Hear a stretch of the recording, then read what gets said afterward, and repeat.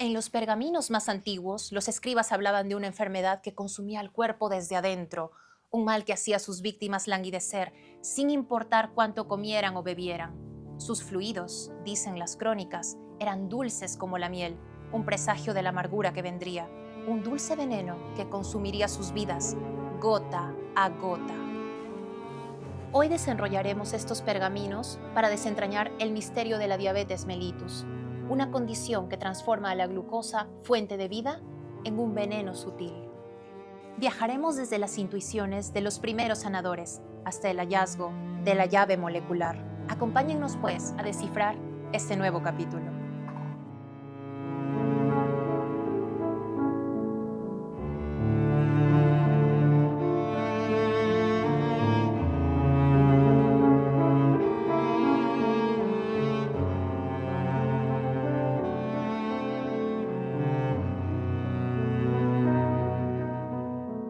Los primeros murmullos se escucharon en la India en el año 1500 a.C., donde el tratado Atharvaveda la bautizó como orina de miel, Madhumeha.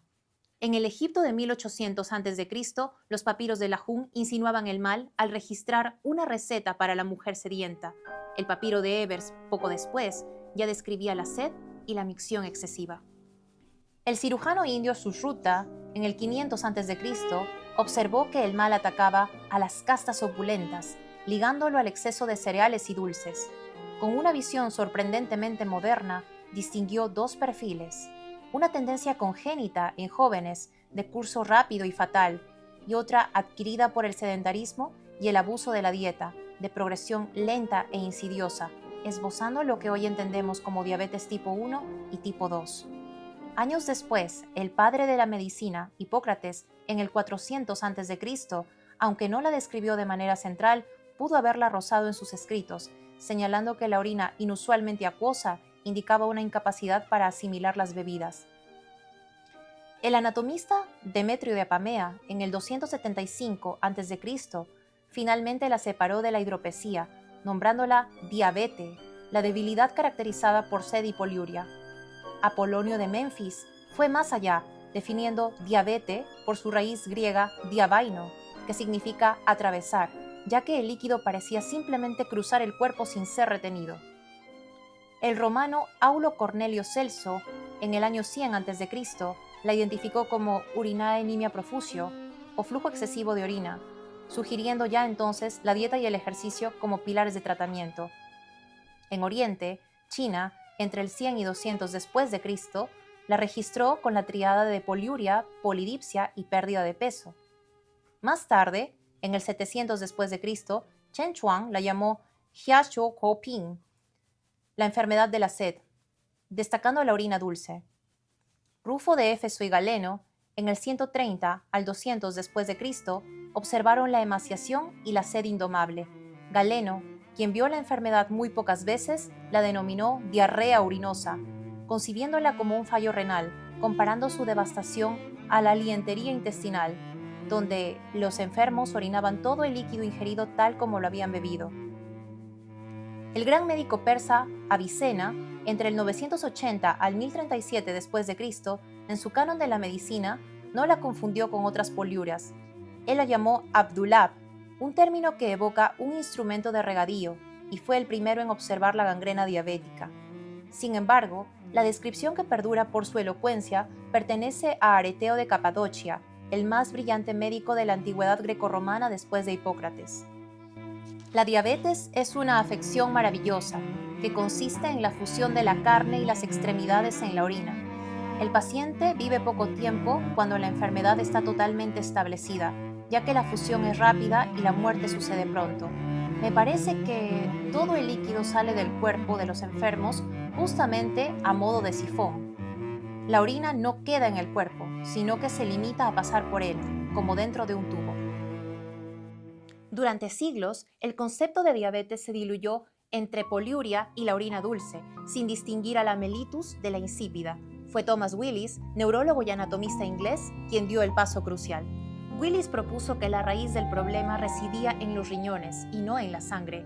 Él acuñó el término mellitus, proveniente de miel, al describir la orina como si estuviese imbuida maravillosamente de miel o azúcar. Además, fue el primero en asociar la enfermedad a los hábitos alimenticios, el consumo de alcohol y el estado psicológico, vínculo que hoy la ciencia confirma. 100 años después, Matthew Dobson aportó la prueba ineludible. Hirvió orina diabética hasta obtener un residuo cristalino con sabor a azúcar morena. Finalmente, en 1788, el cirujano escocés Rollo, al lograr mejorías con una dieta rica en proteínas y grasas, cimentó la distinción que Thomas Wilms había insinuado. Más allá de la nomenclatura, el tratamiento era un camino ciego. Sangrías, inanición o elixires de hierbas marcaban la desesperación. La enfermedad no era un diagnóstico, era una sentencia.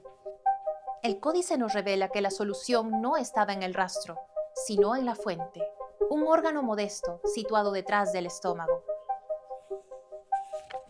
El páncreas.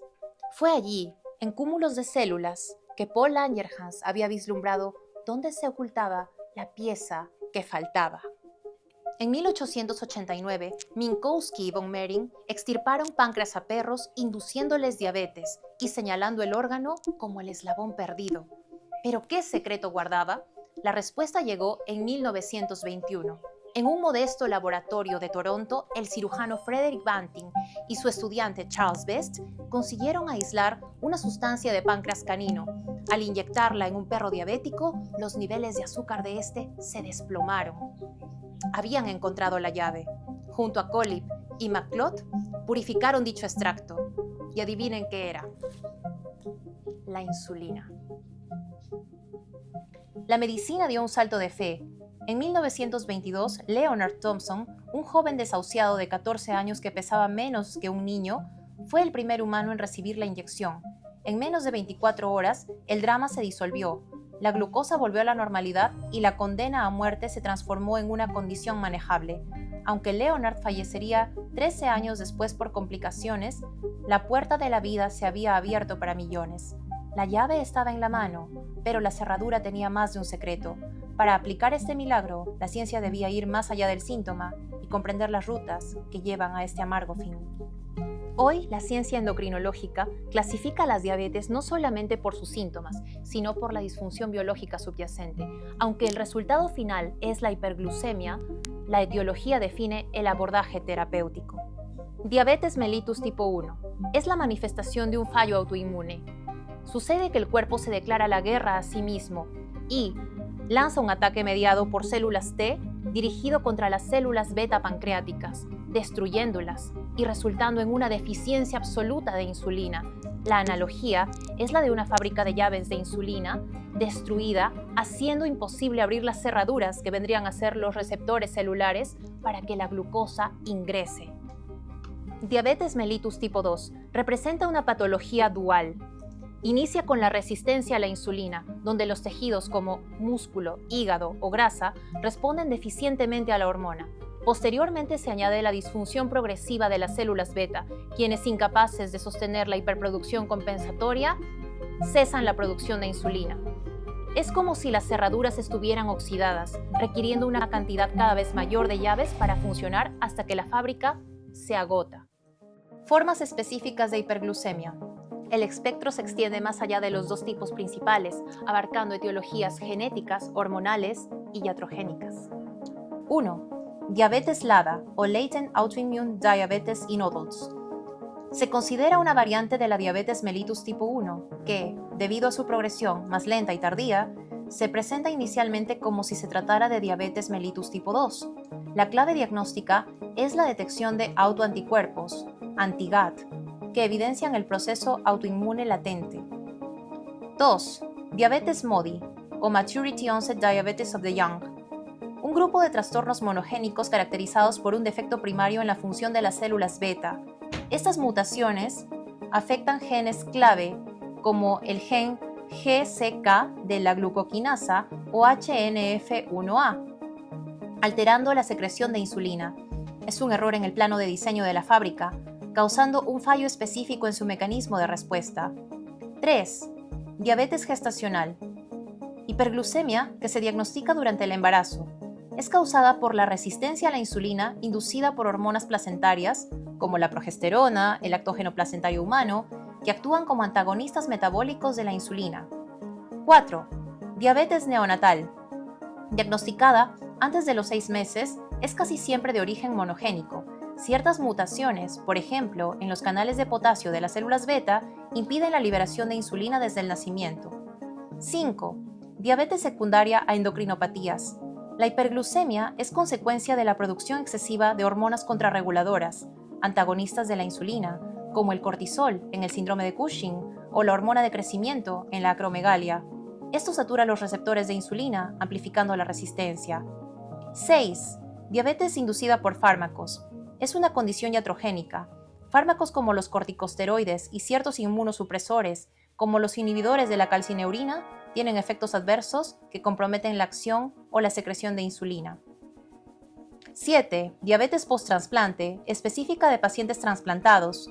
Surge principalmente por el uso de la terapia inmunosupresora para prevenir el rechazo, la cual es notoriamente diabetogénica al promover la resistencia y al afectar las células beta. Si bien la insulina ha ofrecido la redención, el control subóptimo de la glucosa exige una deuda implacable al organismo. La hiperglucemia persistente no es inocua, actúa como un factor corrosivo que modifica la arquitectura tisular, especialmente en los vasos de pequeño calibre, la microvasculatura. El exceso de glucosa por procesos de glicación y estrés oxidativo altera las proteínas estructurales y funcionales. Esta lenta alteración se manifiesta como un trío de devastación, un espectro de daño que es progresivo e insidioso. 1. Enfermedad renal diabética, el colapso del filtro maestro. El riñón, nuestro órgano maestro del equilibrio, es atacado por el frente. Los glomérulos, las unidades de filtración esenciales, son engrosados y cicatrizados lentamente por la glicación, un proceso que la ciencia llama esclerosis, disminuyendo progresivamente su capacidad de filtrado hasta que el órgano colapsa por completo. La nefropatía conduce inexorablemente a la insuficiencia renal terminal, forzando al paciente, en el peor de los casos, a depender de la diálisis, una máquina que toma el lugar del órgano perdido, o también de un trasplante de renal. Retinopatía diabética, la extinción de la visión. El exceso de azúcar corta el suministro de oxígeno a la retina. Los delicados capilares se vuelven frágiles y porosos, permitiendo que la sangre y el líquido se filtren, distorsionando la vista.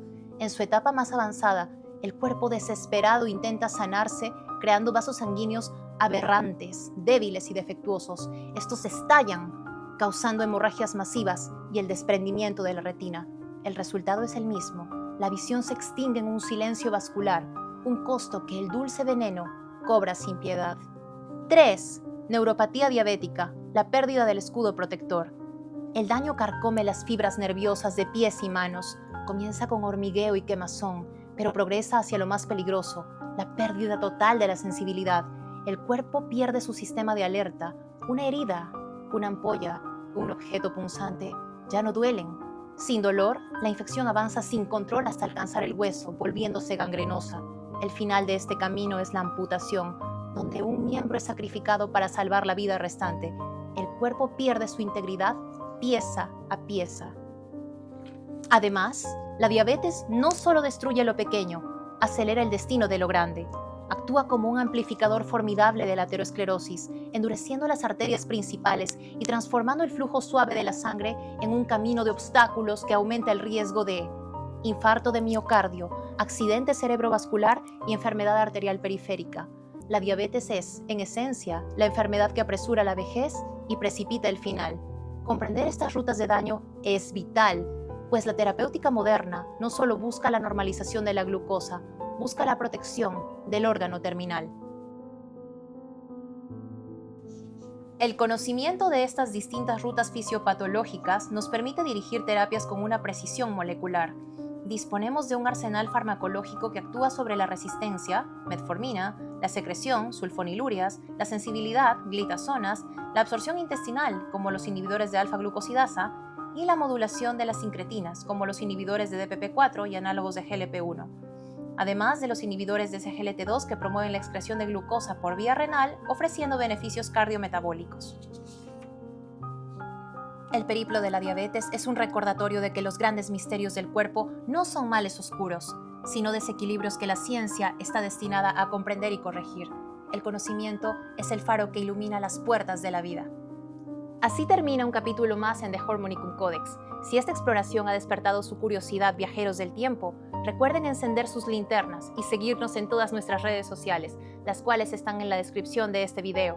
Déjennos un comentario, suscríbanse y activen la campanita de notificación para continuar descifrando los misterios de la mariposa secreta. Porque aquí, la ciencia se viste de mito y la salud se convierte en poesía.